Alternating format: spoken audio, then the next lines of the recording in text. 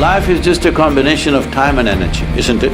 Limited amount of time, limited amount of energy. If you run into walls here and there, time and energy will go and your life will go. It's very important you run through the door, not through the wall. Yes, where there is openness, there you go.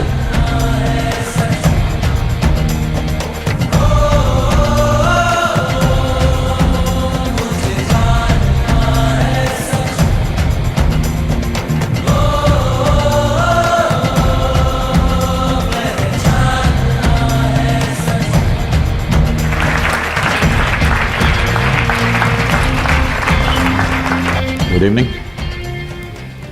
Hey, I said good evening. Good evening. Okay. Please. So today, can everyone hear me? Cool. So today we're going to talk about two different buckets. One is about the self, and the other is self's context within society. Between those two, there's a very common theme of figuring out what our purpose is within self and society. I think it's something that a lot of our generation faces. It's dubbed the millennial existential crisis, something that I've been through myself. So to start off today, we wanted to figure out, when it comes to purpose, what has defined what your purpose is in this world, as it has led to you being here at Columbia Business School and the Youth and Truth program, but as well as if you have any words for other people in the audience, or just me would be fine as well, around how do we find purpose in this world? Talking about buckets, I think you should kick the bucket. Because self and society are not entirely two different things. It's so many people put together, it's society, isn't it? Just a word. When we do not want to address you as an individual, but we want to address you as a group of people, we say this is a society. But that's just a word. If you really come down, they're just only people, individual people. Well, a certain group of people may agree upon a few aspects and they may think they are one society. But if you further go down, people are just people, individuals are just individuals. You can't really merge them and say these are all one kind. There's no such thing. Maybe there are a few things that they agree upon, which makes them into various kinds of society. If you're a secret society, maybe there are more things that you agree upon. But we should kick those buckets, because when we see that to address issues in the world, we cannot go about addressing individuals, then we make a society. When we find societies are not still effective ways to handle, then we make it a nation. When we see that is also not an effective way to handle, then we make a global situation or an international fora or something like this. So this is only in terms of when we're looking at solutions, how to find a larger solution. A larger solution is something always individuals will disagree with in so many different levels, isn't it? Is there any one thing on the planet that all of us agree on? There's no such thing. Individual people always disagree with something, but we also agree it's all right because it seems to be working for everybody. I don't like the speed limit in America, but I agree with it, all sorts of people are driving, all right, 70 miles, I'll drive at that. Once in a way I get heavy on the right leg, but fine. So, what is the mission, you're asking? If this same question was asked in a different situation, people would be… In a way, this also borders on that. People are asking, what is the God-given purpose of my life? Whatever is the source of creation, what makes you think the source of creation which created this cosmos, for which you do not know where it begins, where it ends, even keeping account of you, forget about giving you a specific purpose. Maybe the source of this creation doesn't even know you exist. Hello? Because this very solar system is a tiny little speck in this cosmic space, isn't it? Tomorrow morning, believe me, if the entire solar system evaporates, nobody will notice it. That's how small it is. In that speck, Planet Earth is a microspeck. New York City is a super microspeck. In that, you are a big man, this is a serious problem. You think there is a God-given purpose for you, this is the peak of human arrogance. Because all this is coming from the basis that has been spread in the name of religion and faith and whatever, that the existence is human-centric. Existence is not human-centric. We're just one more creature, which happened recently according to the evolutionary sciences, yes? Even today, if you do not know this, if all the worms on the planet disappear today, in 12 to 18 months, all life will cease on this planet. If all the insects disappear, somewhere between 4.5 to 6 years, all life will cease on this planet. But if all the human beings disappear, the world will flourish, planet will flourish, all right? So, this sense of assumed, self-assumed significance that people have brought to themselves has made us walk with absolute insensitivity on this planet. Absolutely insensitive to every other life because we think everything is here to serve us. Ask an ant, does it want to serve you? Hello? Go sit on an anthill and check whether it wants to serve you. It doesn't want to serve you. It doesn't matter what kind of books you write for yourself, ants don't believe it. If you don't understand about the ants, you come to the southern Indian forest, the tigers definitely don't believe it, okay, that they are here to serve you, you will be served to them. So this idea, we must give it up because whenever people thought, wherever it was propagated, that I am doing God-given purpose, I am fulfilling, they did the most horrendous things on the planet. Whenever people said, God told me this, those people did the most horrible things. Hello? So it's time that we are here. As human societies, we have issues, we have problems, we have struggles. Whatever you think needs to be sorted out, and whatever you think is your aptitude to sort out, you pick up that damn thing and sort it out. It's not any God-given mission. You got to do something useful, because there is some joy in solving something. This is all the choice we have. You can either be a part of the problem or part of the solution. If you enjoy being part of the problem, do it, there'll be consequences.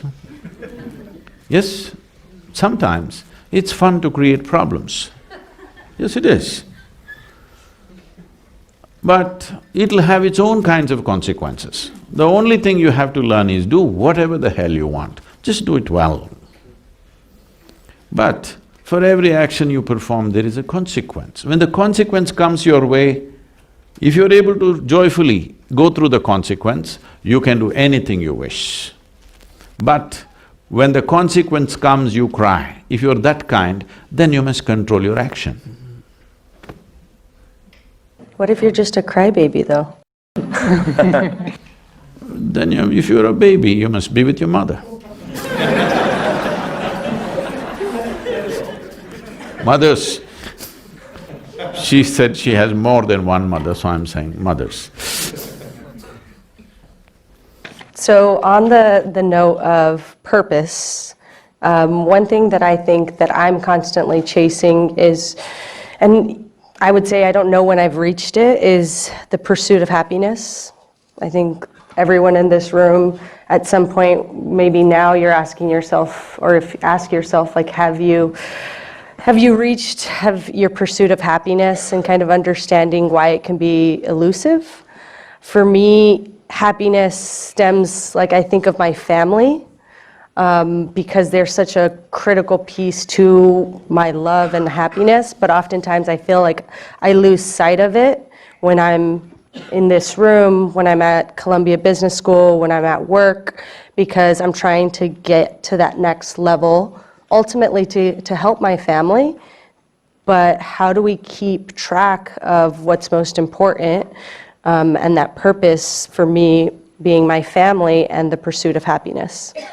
Say you're You're of Mexican origin, family may mean a different thing to you. Ask Alex, family means crime.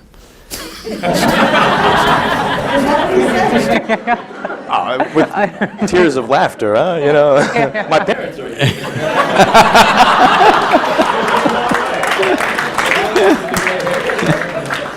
No, when a few decades ago, when the Italians said family, it meant crime, all right? So, family is the smallest unit of a society. But if you get overly identified with it, you will become a crime. You must understand this. All the crime on this planet, all the human crimes that we commit, only human beings commit crimes, nobody else does. What you call as evil, what you call as genocide, I'm going to the extreme words, what you call as prejudice, everything has come because of limited identifications that each one of us hold. This is my family, this is my race, this is my religion, this is my nation. It is from this all the terrible things happen on the planet, isn't it? People who are doing this, they believe at that moment they're just doing the right thing. This is what identity does to you. You need to understand the very structure of human intelligence. There are different dimensions of intelligence. Unfortunately, today in our education systems, we are exploring only one, which is the intellect. If I ask you a simple question, please you must answer this, because I'm going to bless you at the end of the answer. Would you want your intellect to be sharp or blunt? Sure. Blunt. Because only if it's sharp, it works well, because it's a cutting instrument. Yes? It can only dissect. Now if you're using this intellect to do everything, to cut, it's okay. If you want to also stitch with it, you will be in tatters. Is that the reason why all the trousers are going into tatters? Essentially, a cutting instrument, if you try to use it on everything, it can cause a lot of misery. Right now, please see, for most of you, even though you're from Brooklyn, nobody ever stabbed you with a dagger. Not yet. They ignored you. So, I'm asking, how much physical suffering has actually come from outside? Almost nothing. Rest is all in self-help. If you sit by yourself, why? Because we gave you a sharp intellect. If we had given you the brain of an earthworm, you would be fine. You would be fine. Yes or no? Right now, the problem is just this. We have a cerebral capability which most human beings have not learnt how to handle. Hello? You can call this stress, you can call this anxiety, you can call this misery, you can call this cruelty, you can call this murder, you can call this whatever. Essentially, all that's happened is your intelligence has turned against you, that's all. Why has this happened? Simply because of limited identities that you have taken. It may look like great, my family, my nation, it is all these people. See, if you're strongly identified with something, you're willing to die for it, isn't it? Hello? Yes. If you're willing to die for it, you're also willing to kill for it, yes or no? Hello? Yes. Whatever you're willing to die for, you're also willing to kill for. Isn't that the only problem we have on this planet right now? Everybody is willing to die for something, and everybody is willing to kill for something. It could be family, it could be nation, it could be race, religion, whatever. Is it not time that you upgrade your way of how you identify yourself? With what do you identify yourself? There was a tradition in traditional education in India. Before a child starts education, we believed that, even now, we do this to some extent, from 0 to 12 years of age, no any kind of learning. Just a child should play well, eat well, sleep well, because our intent is the brain should grow to a reasonable size before we load it with something. It's a sensible thing. No, today they want to do speed learning at the age of 3. Some people are saying when the mother is pregnant, how to teach the child mathematics. So till 12 years of age, we don't want to teach the child anything except to eat well, to play well, to sleep. Because these 3 things will decide how your body and your brain grows. So before we start education process, there is a thing called fixing the identity of the child. So one mantra that they will start chanting is Aham Brahmasmi. This means my identity is cosmic, not even global.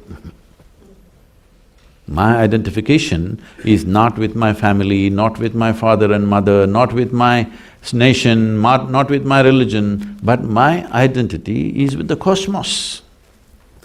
See, if your identity is not with any limited thing, if you walked into this room, you actually have no problem with anybody, just like that. You may get into trouble later, that's a different matter.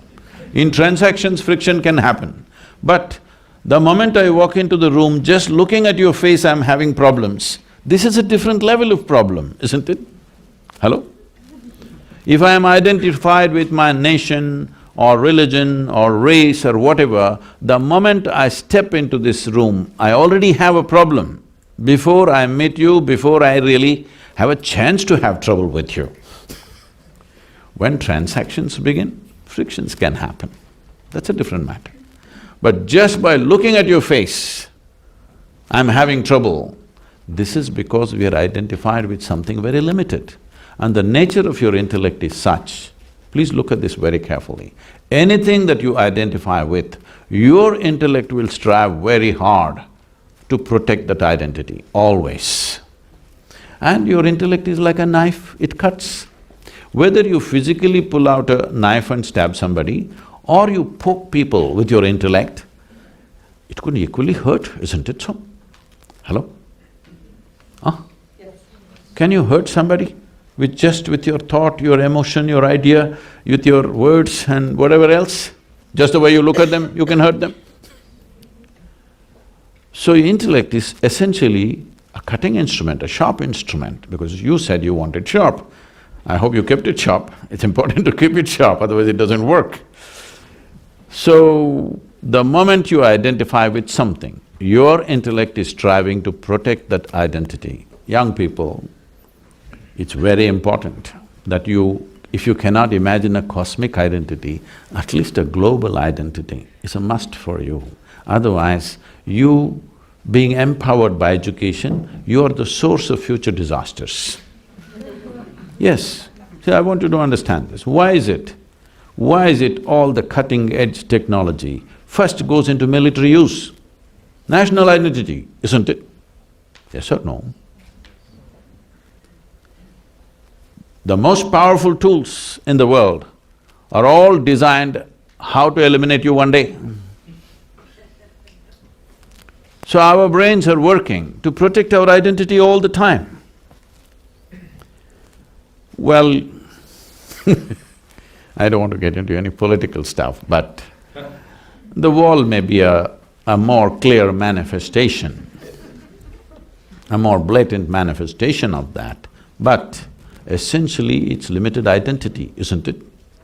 Why is it that I wouldn't like to kill my child, but if you are walking on the street to get $10 out of your pocket, I will slash you?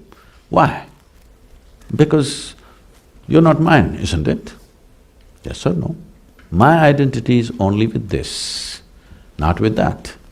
So, one fundamental thing you must do, because all of you are in premier institutions getting empowered with education. Education is an empowerment. That means without education, what you could do, maybe you will do 100 times more with education.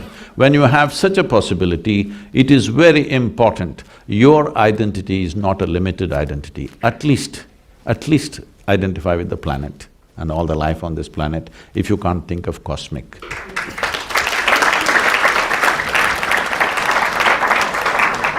Thank you for that answer, that was really… I'm sorry, I was referring to the Italians, just…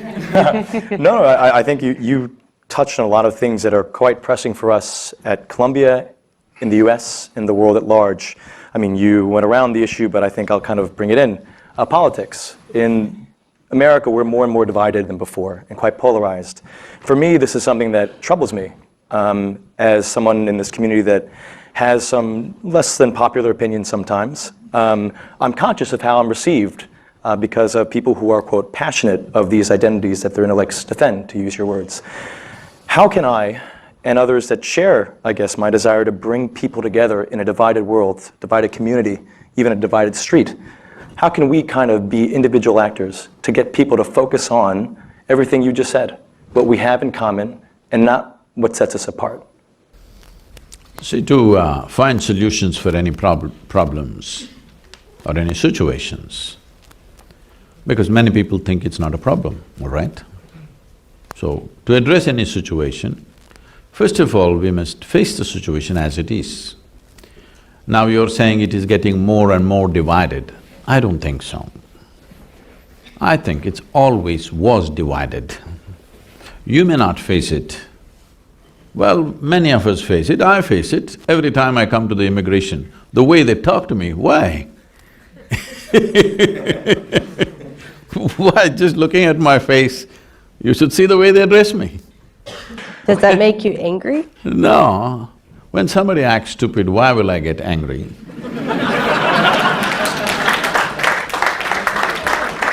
When somebody is exhibiting how small they are, compassion, not anger, isn't it? Pity. If I'm in a bad mood, pity. If I'm in a good mood, compassion. Anger is not the thing because you're just showing how small an egg you are. You're still an egg, you are not hatched, that's all I'm saying. So, you must understand, very deep-rooted divides have always existed in this society. You don't want to face it. You've been glossing over it for a long time. You can't… Look, I'm sure you're not naive enough to believe in just 2.5 years of your celebrity president, suddenly country has become divided? Come on. It always was divided. Now the language has reached the top. Yes or no? Yes. It's just that the language is coming to the surface. I think it's better come to the surface than just boil inside forever. At least let everybody face it, this is what we are. Hello? You must face it. I'll tell you, I come to the immigration, I follow all the rules, I have a global entry, all right? I come. After I pass the immigration, because constantly I'm in all kinds of bright lights, so these fluorescent lights kind of irritate me, so I wear my shades. After I've crossed the immigration, when I come to the baggage, do you know what? This not happened once, this happened a few times. They asked me to come and take off my glasses. I said, why? They said, you want to come to my office? I'm saying, what the hell are you trying to enforce on me? There are many others, white Americans walking around with glasses. You don't ask them to take it off today, I'm telling you in 21st century, all right? So you don't believe you are a just and fair society, suddenly because of a new president something has happened. I'm glad he's bringing it to the surface. The leadership is talking that language. Otherwise it's been there, you may not face it. You may not face it because of the color of your skin, many of us are facing it. Yes. If you walk into some of these golf clubs and stuff, I can play better than them, but if I walk in there and say hello, they'll just look through me, all right? So, if somebody is going to be hurt by this, they could be hurt, I'm not that kind. I just see it's their pathetic condition of mind, that they're like that. So it doesn't bother me, but suppose I'm seeking a job or I want to do something else, I'm sure they would make sure that things don't work for me. Yes or no? So this is not a new happening, it's been there.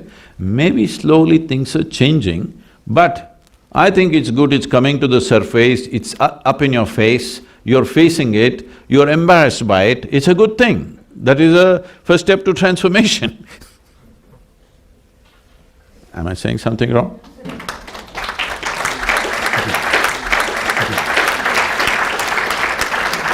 first step to transformation is now it's out in the world.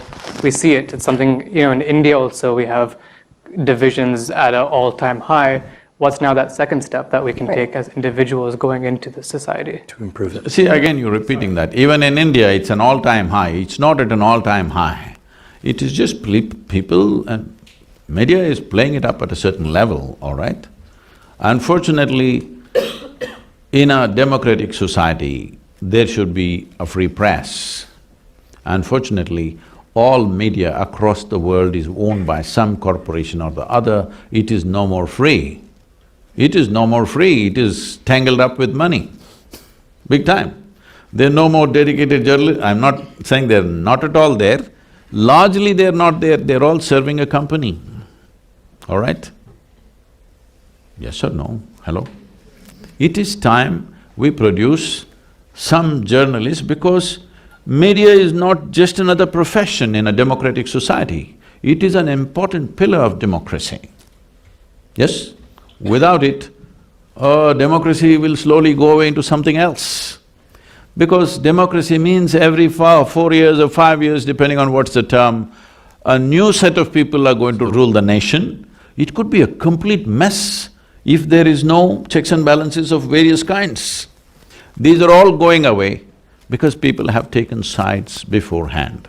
Today in America, in India also we know now, it was not so some time ago, but these days we know which media belongs to which party, everybody knows. How can it be media? You can't call it media anymore, I'm saying. Yes? Media means what? They will report what is there, they can give a commentary about something, but essentially their business is to throw the facts at us, it's for us to form our opinions about what facts that come to us. But today, don't you already know which media belongs to which party? So, when this is the condition, you'll hear a lot of things, and there is social media, anonymous journalists, those who don't dare to put their name on what they're saying, they are saying all kinds of things.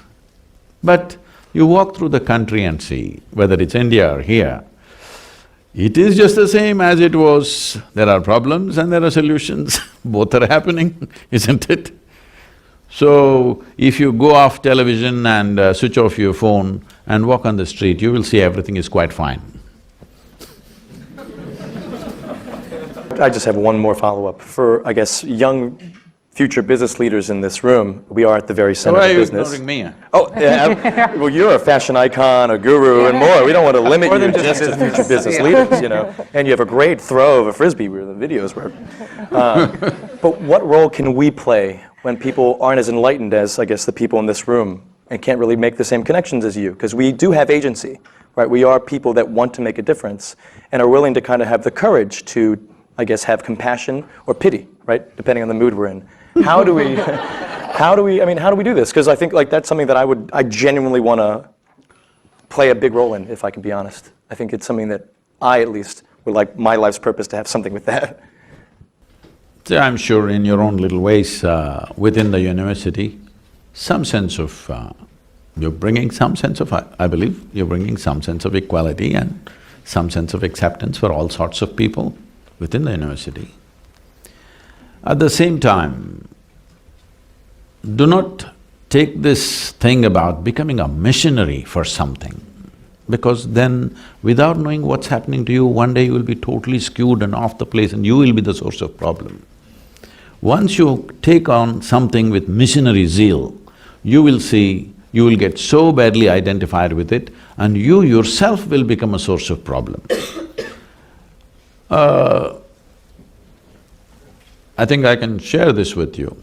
When I was just 13, 14 years of age, I almost got into armed struggle, all right?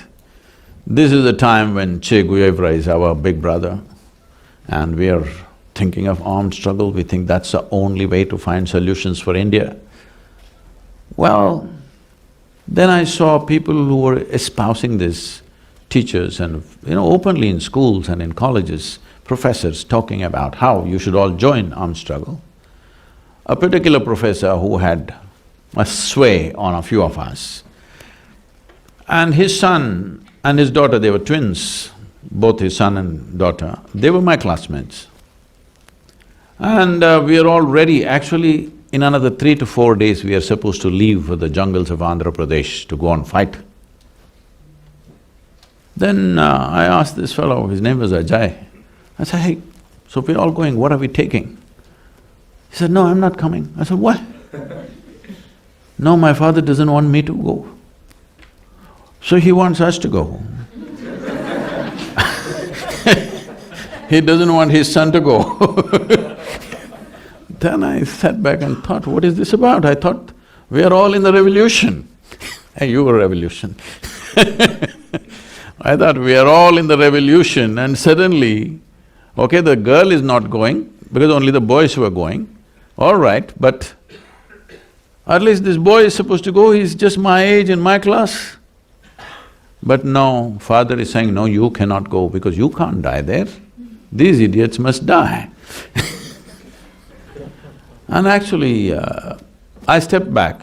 I participated in various mildly bordering on revolution, sticking posters and doing this and that, giving that kind of stuff, writing very strong what we thought was justice, but actually when I look back and see, so juvenile and unjust by itself. At that time it looked like this is justice. One thing we must understand, the moment we speak about justice, I know this is a delicate thing to speak in America, but I want you to look at this with absolute openness. The moment we speak about justice, unknowingly we will talk about revenge. Slowly we will just slip into that.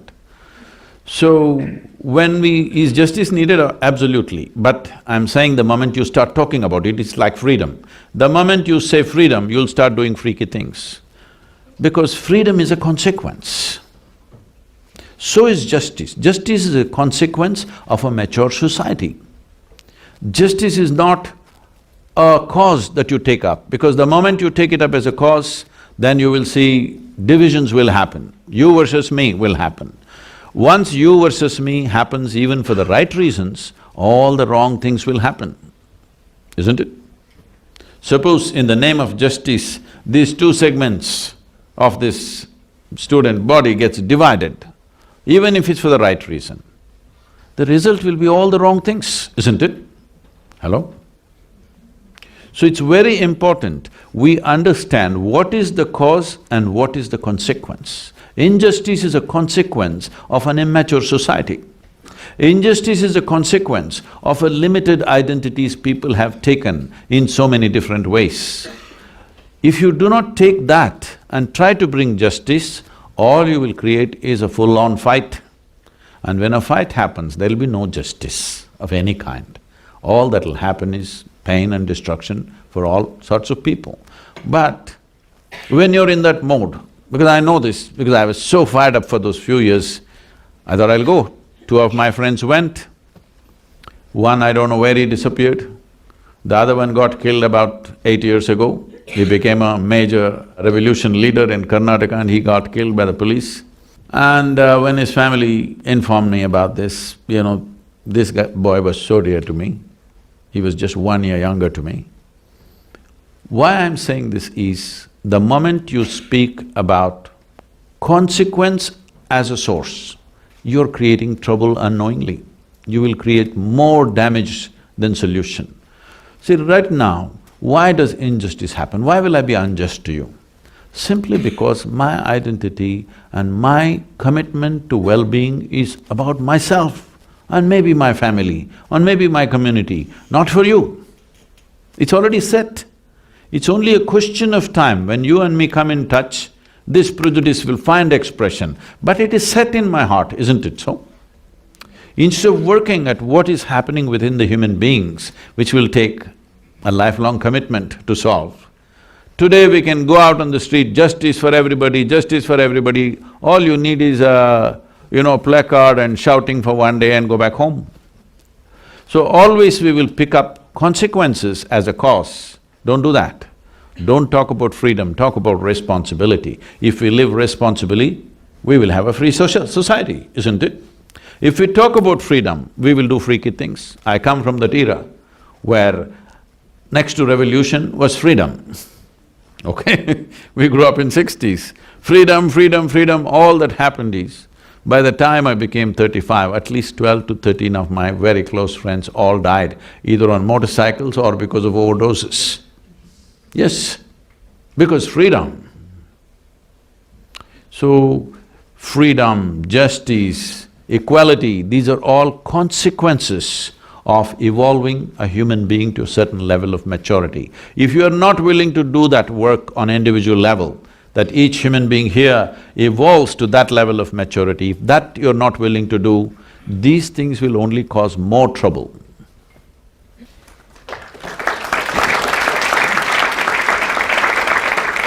I think it's a very related question, but really targeted towards organized religion and something that I've struggled with. So I understand, the pursuit of freedom, justice, but oftentimes what I've struggled with in regards to religion, I grew up Catholic, I'm Catholic, is its view and limited acceptance of the LGBT community. And the fact that I am LGBTQ and trying to understand how I fit in, and oftentimes I was not accepted. It depended on, how progressive a church was, but how do you see religion playing a role in the justice, in being more tolerable, compassionate towards people from different sexualities? A bishop went to the mental asylum, not as a patient but to give a talk. So they gathered people like this. He spoke. Nobody was listening to what he was saying, they were all busy with their own things. But there was just one guy in the front row who without batting an eyelid was listening and drinking up every word that he was talking. Nobody else, not a single person was listening except this one guy. After an hour-long speech, the moment the talk was over, that guy got up, went there, like there is a dean in the hall, and there was a medical professional there. He went to him, said something to him and then left. So the bishop was very eager to know what that guy said, because nobody else was listening, he was the only guy listening. So bishop inquired with the doctor, what did that guy say? He was listening to me very keenly. So the doctor said, he just asked, why am I in and why is he out?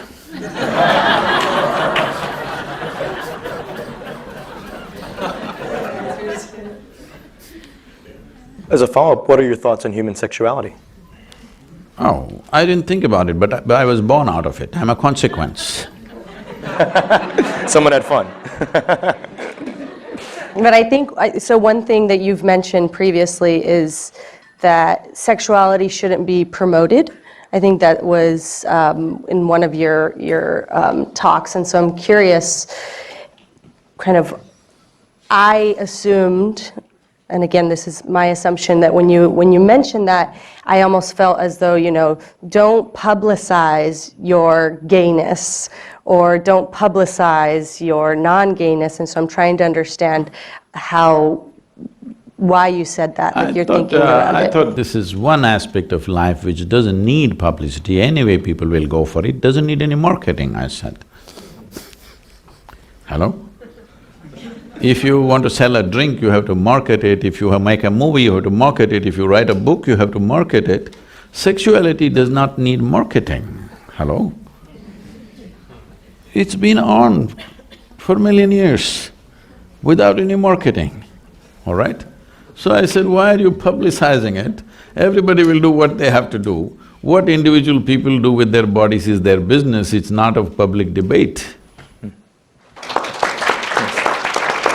So, I think we're about to wrap up our questions, and we're going to open up questions to the audience. So we have the two questions. Before we get there, my favorite topic, Rohan mentioned, food.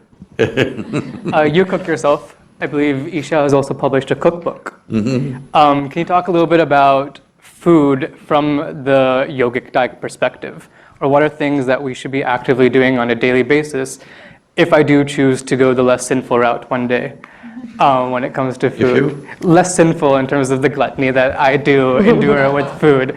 What are tenets of the diet that we should be looking at? And sorry, if you have a favorite recipe to share. Right now we're running two good restaurants and another 3-4 okay restaurants. Because I am also a food buff, not for eating but for cooking. Don't get much time these days to spend that kind of time, but at least my daughter certifies that I'm the best cook in the world, so it can't be wrong. So, I carefully… This is a very unique type of recipe because we are families who have come from Andhra Pradesh at one time, Telugu families, who moved into Karnataka, a particular kind of region where the spice is available in its 100 different forms. So, our families have been initially martial families, later on they became business families. The men who go to war and the men who go out of the country for business, those days when there is no text and email and all this, when they go, the only way the women can get their men back is by holding by the tongue. It's the taste of the food because they've gone out, they were going out to Burma, Japan, those things way back, I'm talking a couple of centuries ago. Now they have no reason to come back. Because it's not like today you hop onto a plane and back in few hours.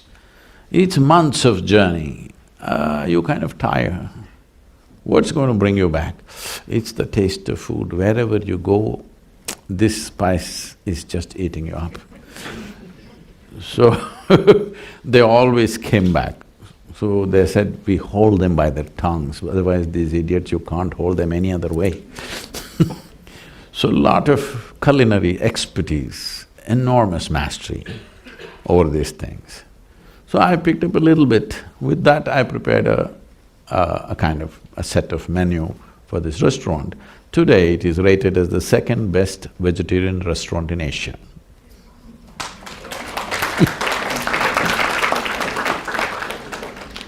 So if you happen to be in Chennai or Hyderabad, you must go and eat there. So why I'm saying this is, see how to extract pleasure out of this planet. In this, cooking is an important part. Enormous pleasure of how to extract things out of this planet which causes enormous pleasure. When you don't know anything else, the simple way is to numb all your senses, you just get smoked up. One weed will do. But to prepare this meal, you have to go out into the garden or the jungle and pick specific things for different things. This was like a normal thing, They'll go out into the fields picking that specific thing for today's cooking. So this kind of care was there. Today, that kind of care is difficult because we just on the run, everything is on the fly. So that is not much done, but still it's hugely appreciated the moment people come in touch with it, that is there. So what kind of food? Two parts to the food. One is, after all, it's fuel for this body. So it should fit into the system well, that's important. Another thing is, it has to pass through the tongue. So we don't have to gulp it down, we want to enjoy it. Whichever way, when you're hungry, when you're really hungry, anything goes, isn't it? Hello? It's a question of survival.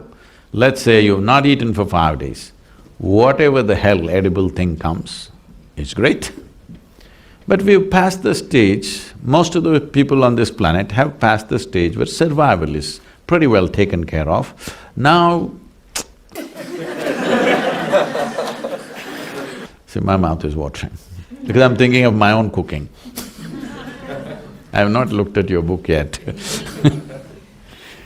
So, these are two different aspects, but the first is most fundamental and important. I will not go into the second because that's another matter. When you talk about food as fuel, food is not religion, let's understand this. Food is not a philosophy, should not become an ideology, it is just a fuel for this body. In what form and in what composition will it provide this body the best nourishment with least amount of trouble? That's the whole thing. So if you want to look at it like this, first of all, none of you are biology students, are you? No, just business. So if you look at the human system the way it is, in the animal kingdom, you can largely divide animals either as herbivores and carnivores. There are of course mixed, but largely so. If you look at the basic physical structure of these two kinds of creatures, you will see there's a fundamental difference in the way their body is constructed. Particularly the digestive system. When we say a digestive system, from the lip to the anal outlet, digestion is happening at various different levels. This is called as the alimentary canal. To start with, the way our jaws and our mouth structure is, if you look at it, you must have noticed this. If you have a dog or a cat, if you've not seen tigers or lions, all carnivorous animals have only cutting action in their jaw movement, yes? All the herbivores have cutting and grinding action. You? What do you have? Hello? You have both cutting and grinding action. Why is this so? Because there are certain enzymes in your saliva that digestion begins for you in your mouth, not in your stomach. The more the food stays in your mouth, the better your digestive process is. Now that you asked the yogic thing, in yoga, in some systems of yoga, I don't go by these things, but I want people to decide by the texture of the food how much you do this, but there are some systems of yoga, if you don't know how to chew, they say every mouthful you must chew 24 times. That is 24 times you must do this. If you do that, at least 30 to 40% of the digestion will happen in your mouth itself, already it's been prepared. Now food is primed well in your mouth, when it goes inside, that is what the stomach is expecting, half-digested food, so that the rest of it can be done quickly. But today, most people are just gulping things down because with every food you're getting free Coke so that you can take it like a pill. You can gulp it in and gulp it in. Now, the moment you put sugar in your mouth, these enzymes will not function. If you take any carbohydrate, let's say you take any grain, let's say you take rice and keep it in your mouth, you will see within 30 to 40 seconds it'll turn sweet because it makes carbohydrates into sugar right here.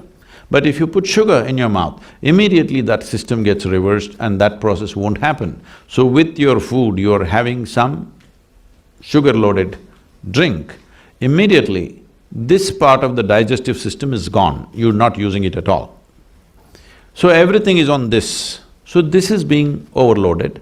It's not just an accident that 50% of the world's antacids are consumed in United States of America. 300 million people are consuming 50% of the world's antacids. This is the statement on the food that you're eating. 100%, isn't it? It's a clear statement that obviously you're completely eating the wrong kind of food.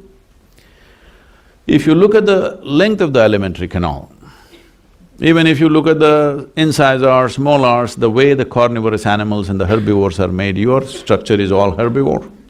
If you look at the length of the alimentary canal in all the carnivorous animals, it could be anywhere between 3 to 4 times the length of the body of that animal. In all the herbivores, it's 5 to 6 times the length of their body. If you look at your own alimentary canal, it is anywhere between 24 to 30 feet. This means it is 5 to 6 times the length of your body. Why this is so is, if you eat any vegetable matter, let's go little slowly, if you eat, let's say, raw meat, it will take anywhere between 70 to 74 hours for it to go through your system. If you eat cooked meat, if you cook it well and eat, you are doing rare, all right, that's a different matter. If you cook it well and eat it, then it will take anywhere between 50 to 54 to 56 hours to go through the system. If you cook the vegetables and eat it, it will take anywhere between 20 to 30 hours to go through the system, depending on the type of vegetable and how much fiber and other things.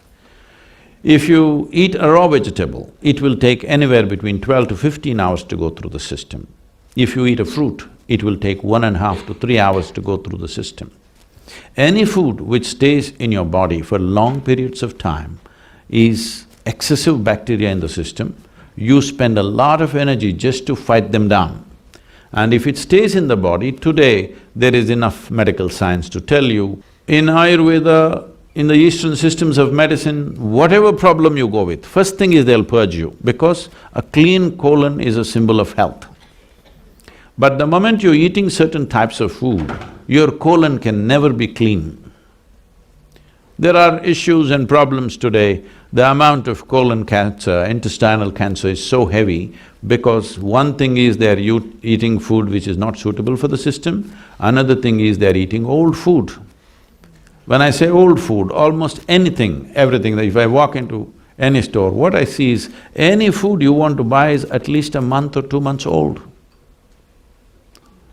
Still, in India fortunately, except in big cities, still, if we want to buy a vegetable, it must be plucked today morning.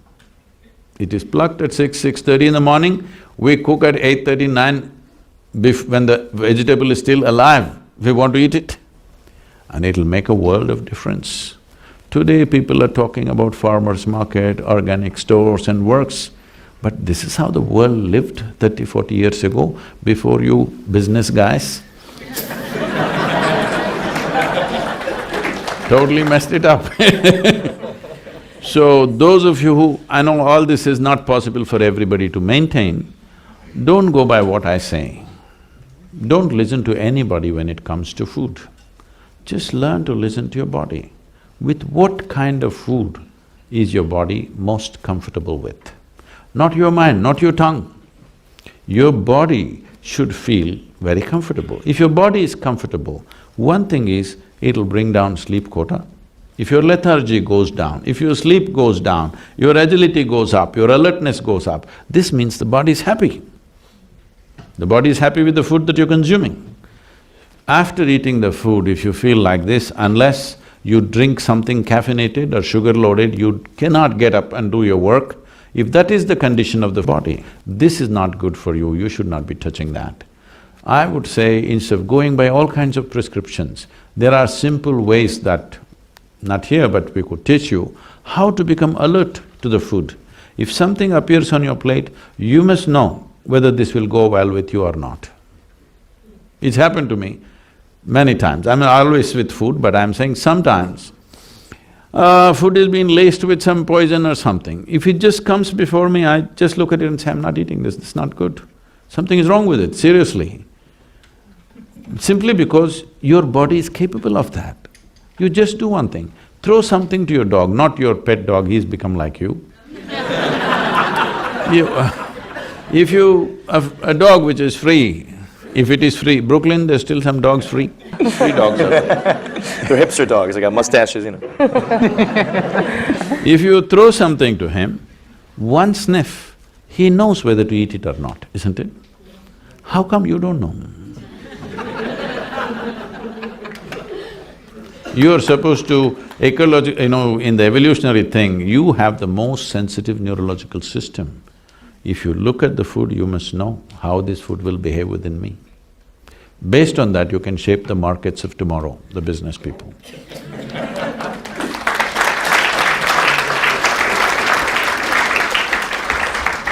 So on the note of what we're consuming and putting in our bodies, one of the things that I'd like to know the truth about is the increase in addiction. I would say in the US is the lens that I'm looking at. It's something that has personally really touched a lot of the loved ones in my family and friends, and I see it as a growing trend. amongst my generation and younger generations using it as a coping mechanism. Why do you think people are doing this, looking to drugs to solve their problems, and what is an organic way for them to solve that? It is a natural process of graduation. Last generation went on alcohol. This generation is upping it a little bit. They don't want to do the same damn thing. Bigger dose. There was a time when alcohol was illegal in this country, you know. It went wild, bootlegging, you know, we're from Tennessee, our center is in Tennessee. So, bootlegging or moonshining, whatever you want to call it. So it went out of control. Then the government decided it's better to put a tax on alcohol and make money, which they did. Now they decided it's better to tax marijuana and make money. Believe me, watch my words, another 25 years cocaine will be legal. Why not, I'm asking. I was… in India also there are students campaigning, why can't we make marijuana legal? This generation, they do not know, in the valleys of India, Nepal, Bhutan and the northeastern states of India, marijuana grows whole valleys, you understand? Nobody ever bothers to touch it. A few people, somebody who has nothing to do in their life, they smoke themselves up. Rest will not touch it because it's all over the place, all over. I've trekked extensively in Himalayas. Just we're walking through hash, this high, chest high.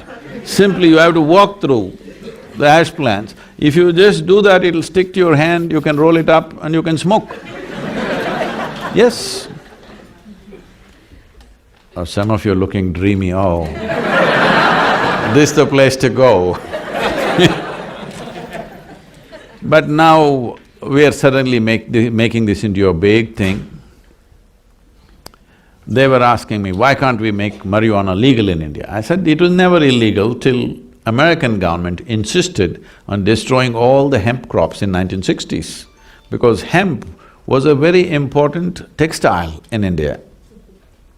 But in 1960s, they insisted from America because they couldn't make out the difference. Though hemp and marijuana are same species, they are of a different kind. Hemp grows up to 15 feet, marijuana grows just about 5 to 6 feet tall. They're different, but same species. They said, no, you have to destroy it, because they thought it's all coming from the hemp farms. Hemp was hugely cultivated, but they burned down all the hemp farms. So all the marijuana moved to Afghanistan. So they were asking me, why can't we make it legal? We can. Right now the term, I don't know what terms you use, it's called smoked up.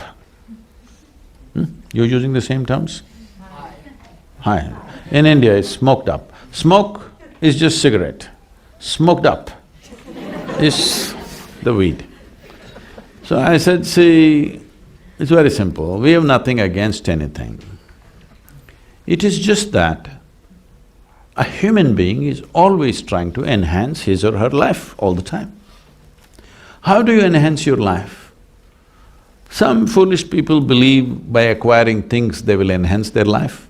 But even if you live in a palace, you could be miserable, yes? Enhancement of life will happen only by heightening your faculties. How your intelligence works, how your perception works, heightening your faculties is the only way enhancement of life will happen. Experience of life is enhanced. So I asked, suppose you want to fly in a small plane and you find the pilot is smoked up. You want to fly with him? That's it. Said, okay, you're not getting the point. You need a serious surgery. Then the surgeon comes and he's smoked up. You want the surgery? Says, no. So you understand, with lowered faculties, he will not make a good pilot or a good surgeon. How come you believe you will make a great student?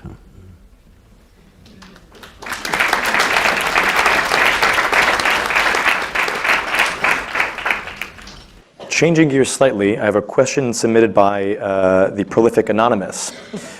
How do you, Sadhguru, decide between your principles/goals/priorities versus the person you like the most?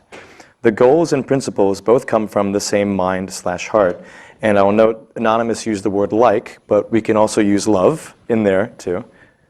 But I guess the question is, how do you reconcile your own goals and principles versus the person you like or love?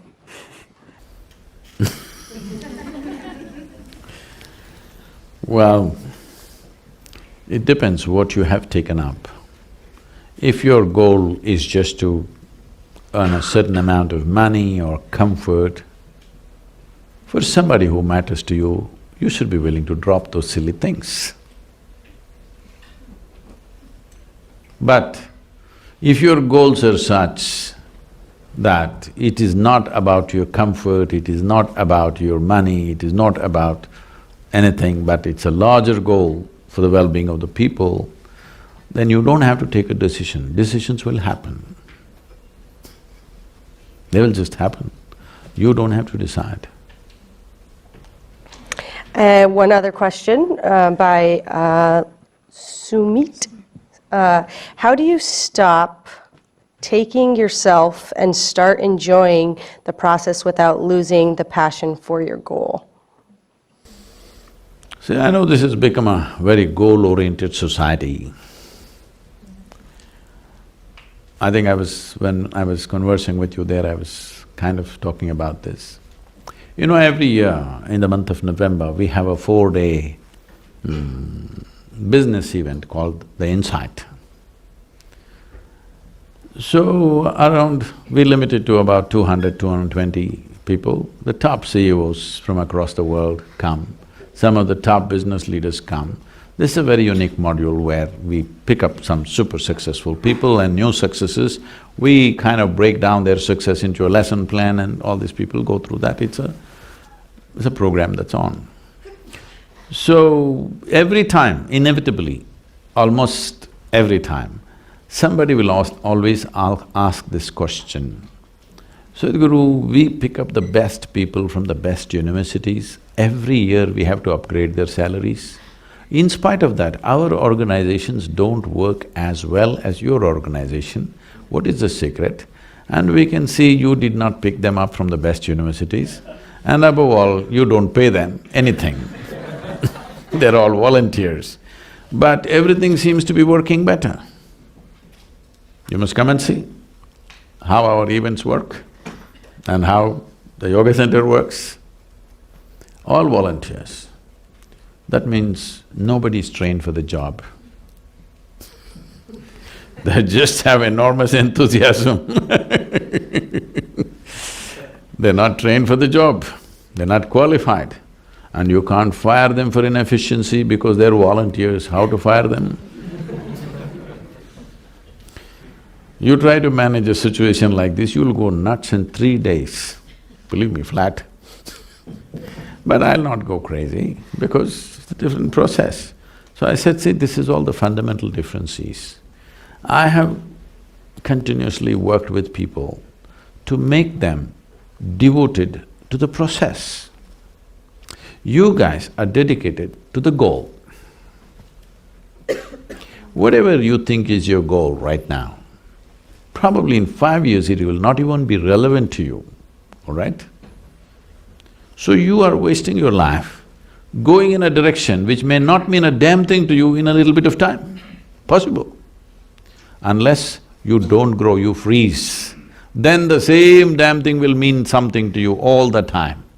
Otherwise, if you're evolving and growing, what means a lot to you today may not mean anything in another 5, 10 years' time, possible or no?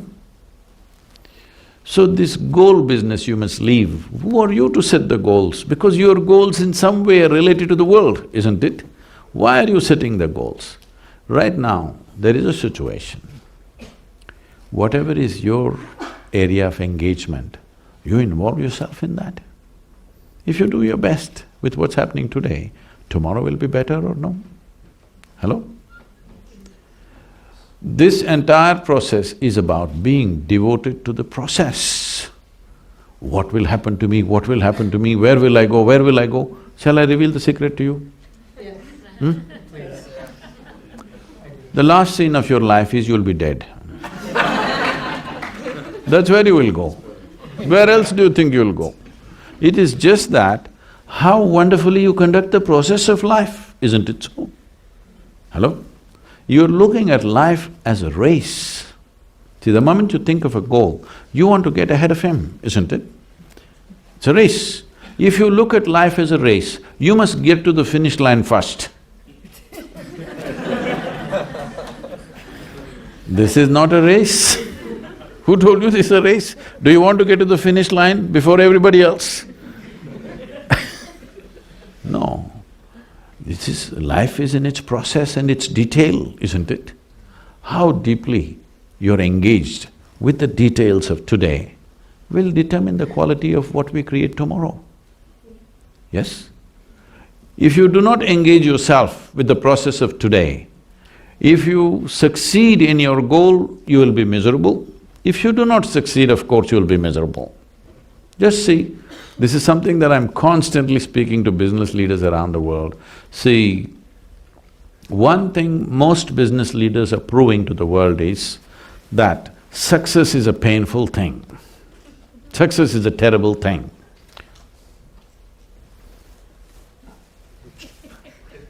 I was just talking to a group of board members of one of the top companies in India.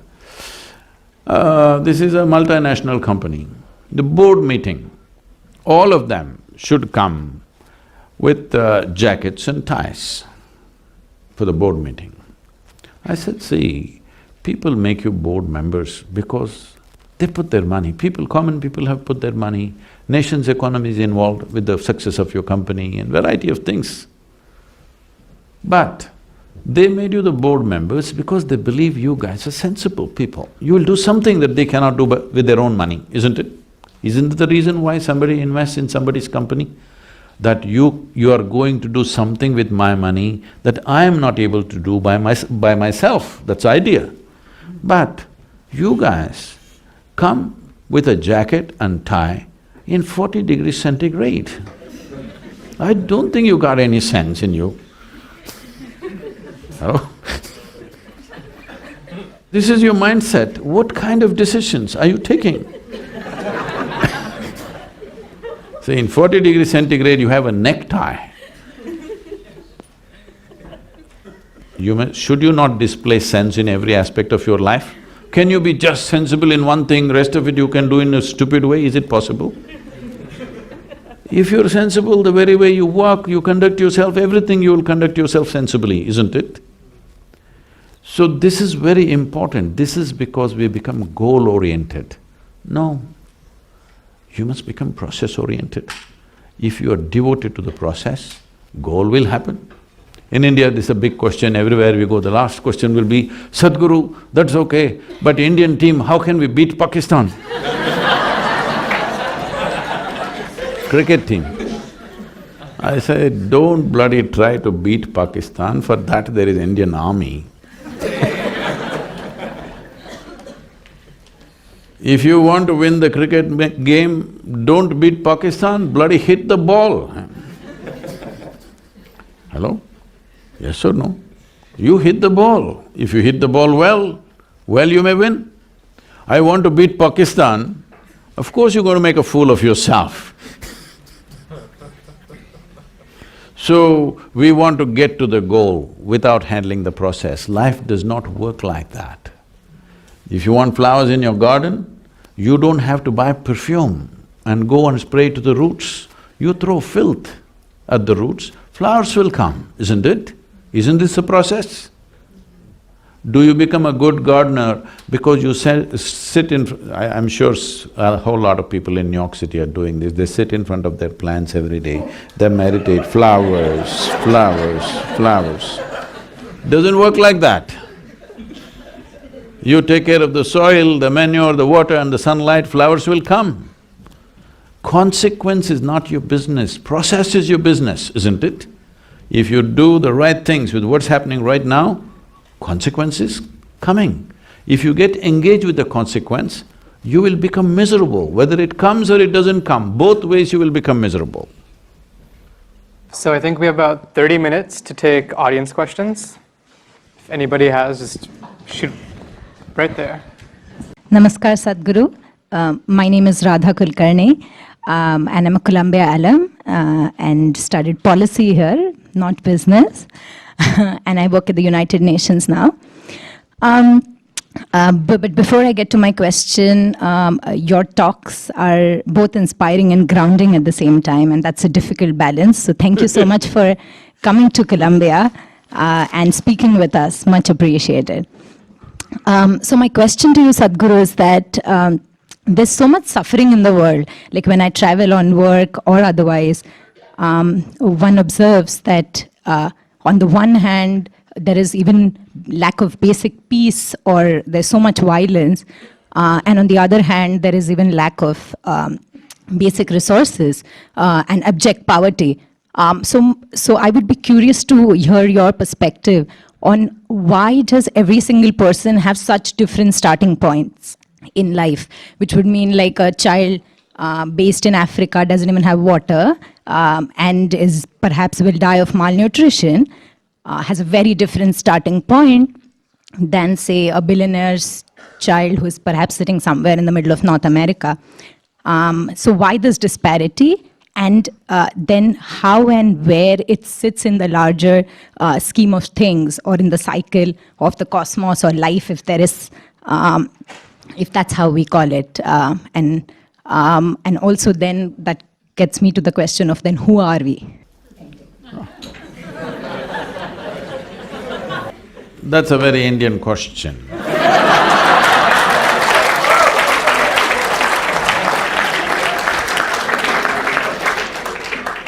You must know, I must tell you this because you're also working at the UN. We were trekking in Tibet about 3 years ago. Every year we trek there. 3 years ago when I was going, there was people from over 40 countries trekking with me. So, one Indian person who lives in United States stood up to ask a question, and the question went on for over 8 minutes. You've been very brief. So the question was going on, and all this international audience, their heads were spinning because they're not grasping the question. Then I said, please relax, this is an Indian question. Because we have practiced asking questions for over 10,000–12,000 years. This is a nation where even when so-called divine entities came, they could not give us any commandments because all we had was questions.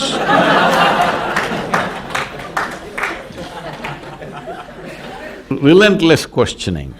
Then one Chinese lady who was working in United Nations for more than 30 years, she said, Sadhguru, even in those 30 years when I worked in United Nations, only Indians asked questions. Anyway, so why there is disparity? I thought you know the answer. There is disparity because those who have don't care about those who don't have. It's very simple. Those who have want to take more and more. Those who don't have, just don't have. There are various aspects. It found expression in many different ways, started with imperialism, and even now we are always seeing, every nation is seeing how we can take the maximum resource from everywhere else, isn't it? So, we know the source of the problem. What is the solution? The question.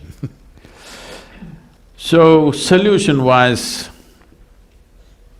see, in 2016 they are telling me, some studies say that in 2016 we produced enough food for 18.6 billion people. But we were only 7.1 billion people on that day. But still, 35% of the planet is malnourished. You were talking, you know the statistics better than me, you're in the United Nations. When we are producing 3 times more food than we actually need for the population, still 1/3 of the population is starving. Millions of children die of malnourishment all over. Not just in Africa, even in India. India has the highest malnourished population right now. You know, it's an evolutionary process. You know Charles Darwin? He told you that you were all monkeys, not me, okay? He told you were all monkeys and you became human. And today, the genetic scientists are saying that the difference between you and a chimpanzee in terms of DNA is only 1.23%. 1.23% is not much of a difference, isn't it? Huh? Hello? Not much of a difference, isn't it? So physiologically, that's how close we are to a chimpanzee. But in terms of our intelligence and awareness, we are worlds apart from a chimpanzee. Right now, largely, the first question started with that, largely our identities are still biological. If you say my race, it's biology. If you say my family, it's biology, isn't it? Largely, human identities are still biological. When you're biological, you're set within a small boundary. And when you're biological, your instinct of self-preservation is at its highest. In your intelligence or in your brain structure, there is something called as a reptilian brain, which is approximately the size of your fist here. So that is still working like a reptile, fixing boundaries all the time and trying to protect that boundary, which finds expression in so many different ways. But there's another dimension of intelligence, which is the cerebral cortex, which makes you a human being today, which thinks and struggles with these issues. If you were a tiger, you wouldn't care that, you know, a goat's child is hungry, you wouldn't care because after all it's your food, all right? But once you become a human being, you actually don't care, but still one part of you which makes you human makes you struggle. You need to empower that. As a humanity, we need to empower that your instinct of self-preservation must go down and the longing to expand, which is always there within us. See, today it is finding expression as ambition, conquest, or maybe simply shopping. What is this all about? You want to be something more than what you are right now, isn't it? Yes? Now the question is, if you become something more today, tomorrow are you fully settled? No, you want to be something more and something more and something more. So you seem to be going towards some kind of goal in installments. I'm asking you right now, how much more will settle you for good? What do you think? How much more? Suppose I make you the queen of this planet. Will you be fulfilled, I'm asking? I'm asking you. Don't look at me hopefully, I will not commit such a blunder. I will not commit such a blunder, but I'm asking you, suppose we put a throne on the North Pole and made you sit there, the queen of the planet, would you be fulfilled? No. You will look at the stars, you will look at the galaxies. This is the nature of the human being, because there is something in this human being that doesn't like boundaries, wants to expand limitlessly. But right now the consciousness is constipated. You know what's constipation? That means things happen little by little. You want to expand, but you want to do it in small measure, as if you're going to live here for 1,000,000 years. So you have to move, every human being, all these business students, you must move from your personal ambition to a larger vision. Ambition means constipated expression of growth. Vision means seamless expression of growth. This must happen to you. How much should you grow? You should not determine this. You must gas yourself fully, make yourself competent, enhance your competence, let's see how far it goes. Yes? Let us see how far it goes. Why should you fix the limit? Because whatever limits and whatever goals you set, or just an exaggeration of what little you know today, isn't it so? Huh? Yes or no?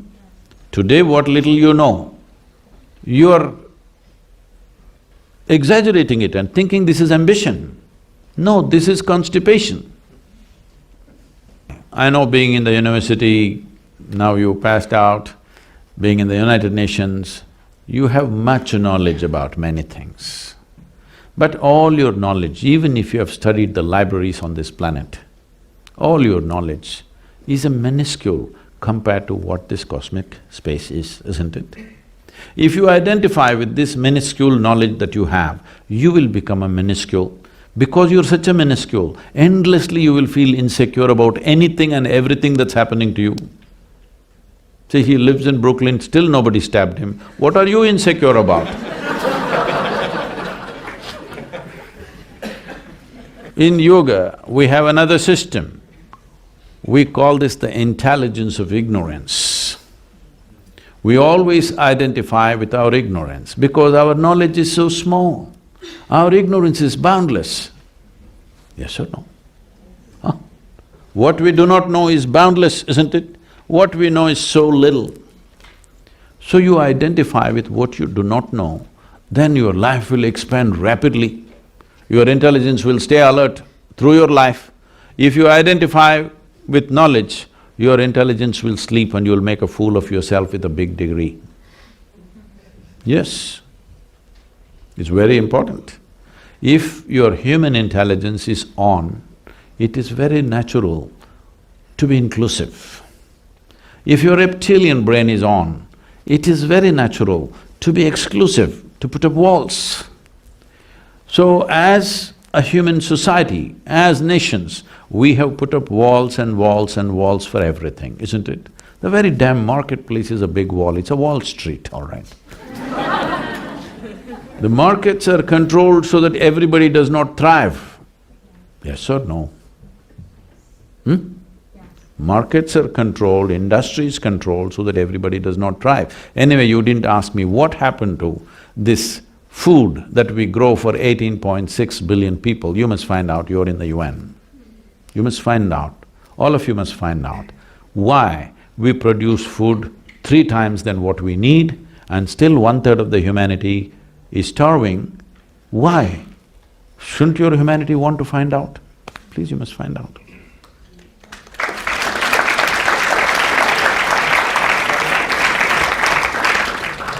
Thank you so much for having this event. My name is Prem. I'm a sophomore studying history. And my question is about this idea of a cosmic or global identity. I think it's no secret that many of us here, no matter where we came from before this, we now have a certain level of privilege for being at a place like Columbia. And I think I'm confused as to whether this notion of a global or cosmic identity almost is predicated on a sense of privilege, and that certain people in this world don't necessarily have the privilege of being able to look beyond their most immediate surroundings, whether it's because of discrimination, racism, sexism, and so on. So how can we as people that maybe do have more privilege leverage that to make that global identity mean something more than just us talking about it here? This happened in Columbia University. 2 young ladies met. One of them said, "I will not marry till I turn 30. Another said, "Well, I'm married, but I will never turn 30.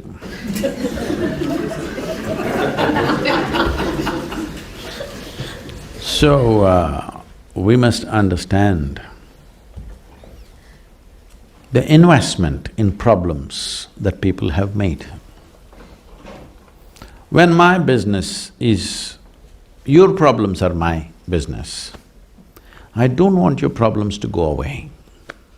Hello?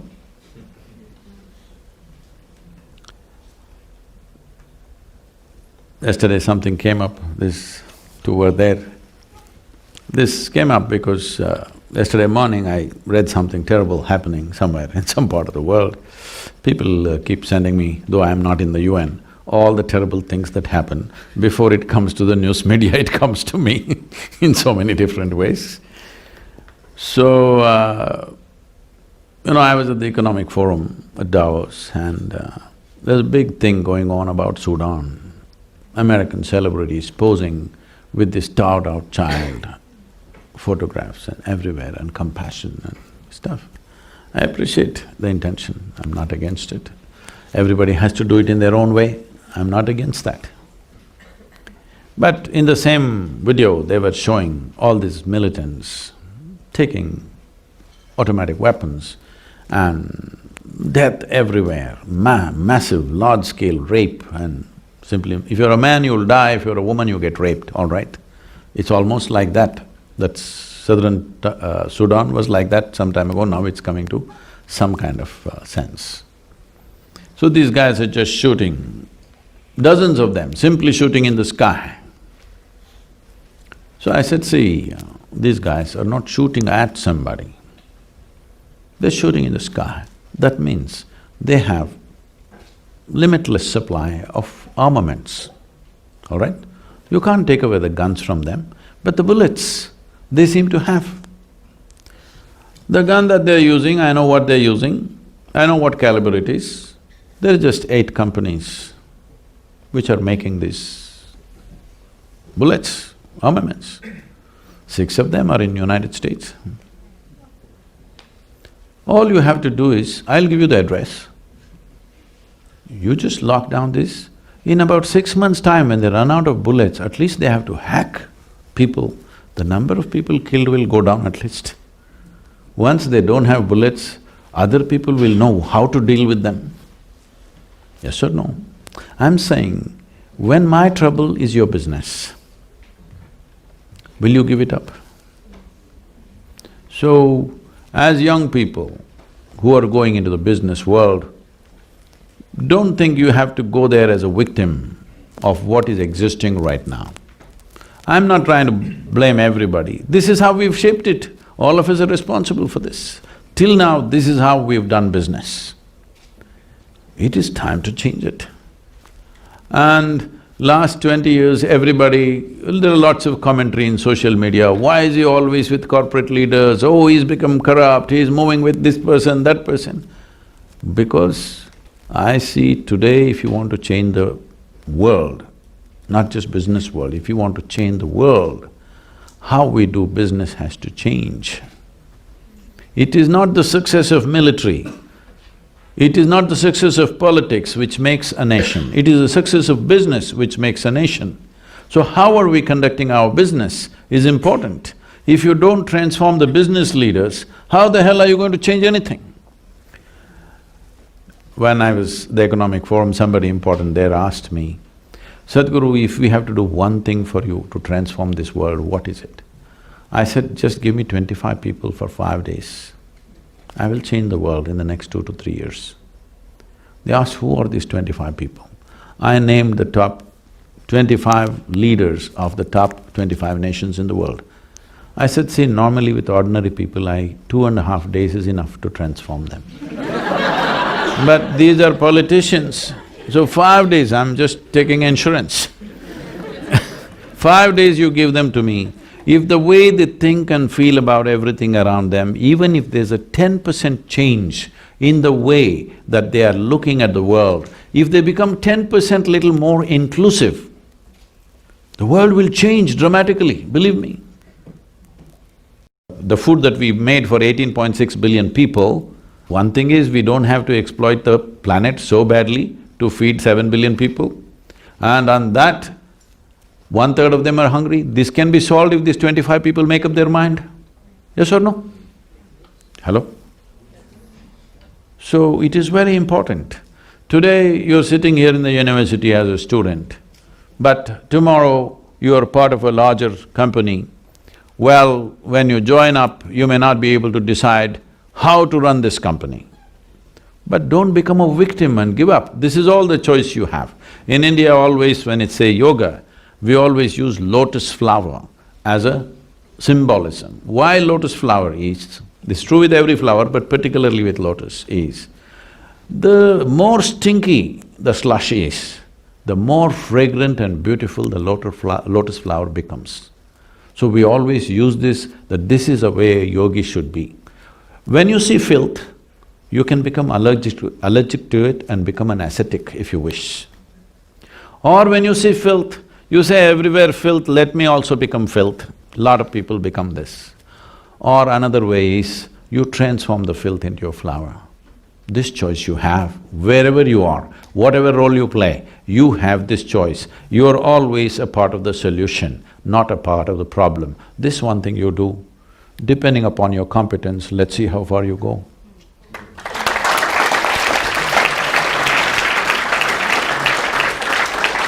So, Sadhguru, thank you for being here. What advice would you give someone with healing gifts, someone who can help people create miracles in their lives to grow in service to the world? See, miracle means like this. Everybody walks on the floor, you walk on the ceiling. Everybody swims in the water, but you walk upon the water. Please don't do these things. If you walk upon the water, where the hell will you swim? It's important.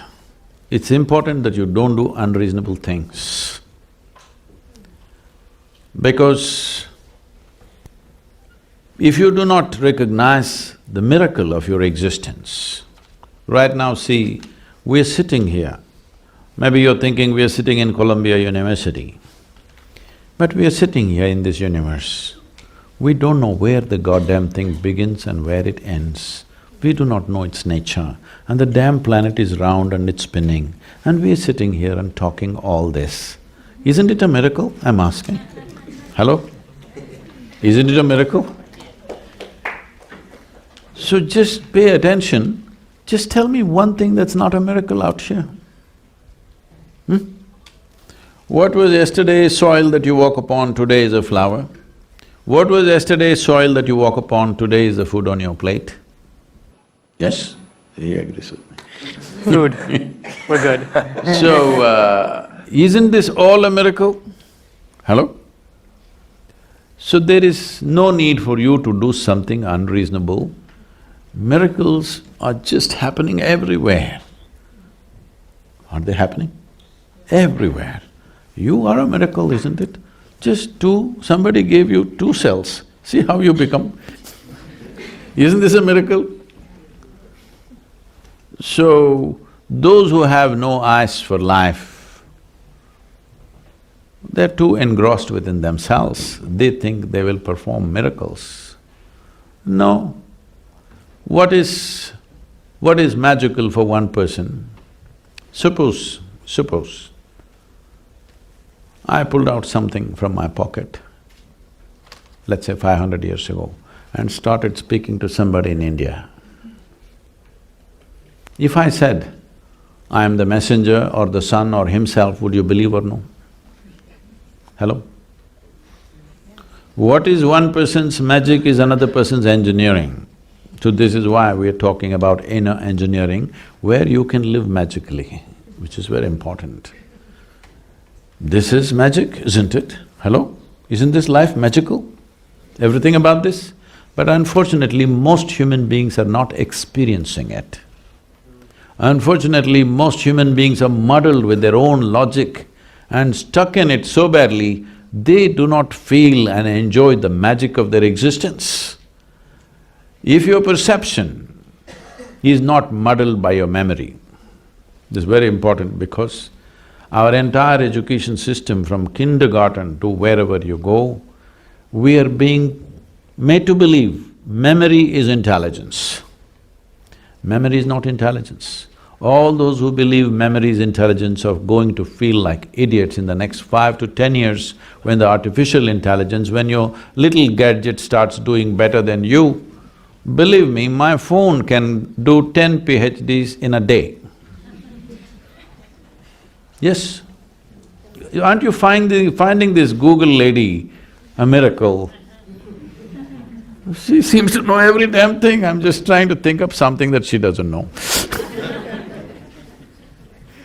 Everything that is about information gathering, remembering, keeping it in your memory, analyzing and throwing it out, a machine will do better than you. In the next few years, you just have to wait to feel like a fool. So, the significance of being human is just this, that we have a system which… just go by anything, let's say your eyes. The visual apparatus started developing, even now there are certain fish in the oceans where their skin became photosensitive. That means they could sense what is light, what is darkness. That is their level of seeing. From there, our eyes have developed to this point on this planet.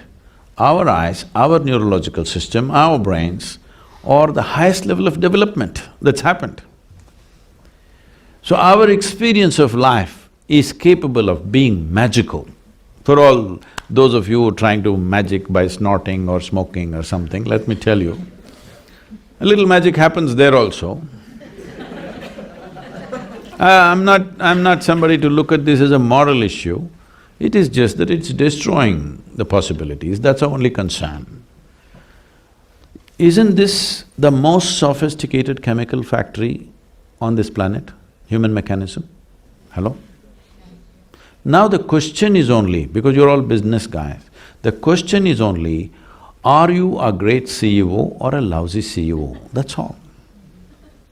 If you're a great CEO, you will get what you want out of this. If you're a lousy CEO, you get tension, anxiety, misery. I get ecstasy. Thank you.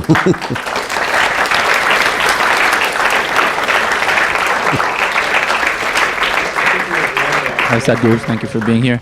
My name is Matan, I'm a first-year MBA student. My question is actually also about identity. You've spoken about the need or kind of the benefit of detaching from a biological identity. And I'm curious, I think there's a lot of people in the room and this question kind of came up again and again. If somebody wants to kind of to act positively in society, there's an instinct to start from that biological community, from the people that you identify with biologically. And since you've spoken about that need to detach from that identity, where do you suggest, like, what's the alternative to starting from that biological community? And maybe I've understood you the wrong way, because I see you shaking your head. See, I did not ever say you should detach yourself from biological identity. Instead of seeing your mother, father, brothers, sisters and whatever, the larger family, as your biological identity, why don't you see that they are the first people that you have access to? You can work most effectively only where you have access and acceptance, isn't it? People are always telling me, Sadhguru, you must come and work in Africa. I said, no, I will not work in Africa. Because if I want to go into Africa, I would like somebody to give me at least $5 billion before I enter Africa, because without that hand-holding, you can't make a difference there. You cannot. You will go there and waste your life, nothing will happen. I work in India, because in India, if you give me $10, I will make it into $1,000 in effect, because I have access and acceptance with the people. This is not because of my nationality I work in India, simply because the access and acceptance is so good that if you give me $10, I will make it into $1,000. But if I go to Africa, if you give me $100, it'll become $1, because there is no access and acceptance out there. And the problem there is of a different nature. It's a completely different nature. So where you choose to work is not a question of your nationality or your ethnicity or your family. Where you have access and acceptance, that's where you must start, otherwise you'll just waste your time and energy. Because life is just a combination of time and energy, isn't it? Limited amount of time, limited amount of energy. If you run into walls here and there, time and energy will go and your life will go. It's very important you run through the door, not through the wall. Yes? Where there is openness, there you go. Then you want to turn around and come there, that's a different matter. But You must always start work where there is acceptance and access. Without access, what will you do? You'll just beat your head on the wall.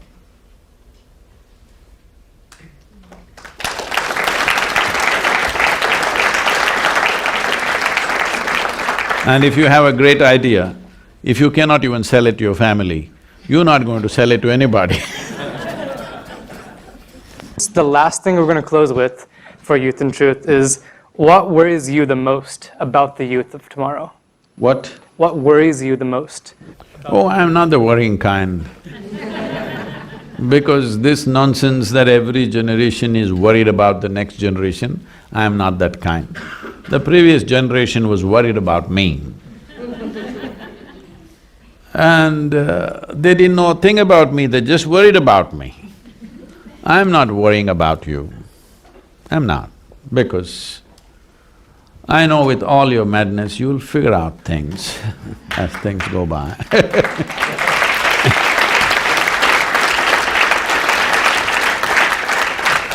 It's being worried about the next generation always is a ancient malady. You must see what Socrates said about the next generation. He said they have no respect, they don't stand up when elders come, they're not thinking straight, they're going to ruins. Well, 2000, 3000 years ago, the guy is talking the same thing. Time to change that. I'm not worried about you because I see for the first time in the history of humanity, this generation is empowered in ways that nobody had imagined possible. Yes?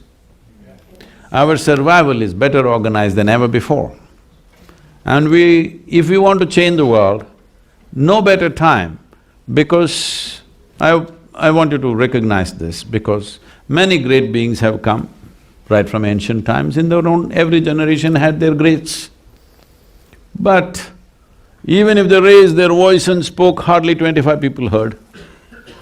Today, if you have something sensible to say, you can say it to the whole damn world. Do not underestimate that. So one thing you should do as business people and young people is clean up that space a little bit. All kinds of idiots are saying things loudly, saying things are not really getting across. Yes? Because still social media, I feel, will mature probably in the next 5–10 years, people will know how to filter it. But there is a concern because the way we are using these technologies against ourselves and against everybody else.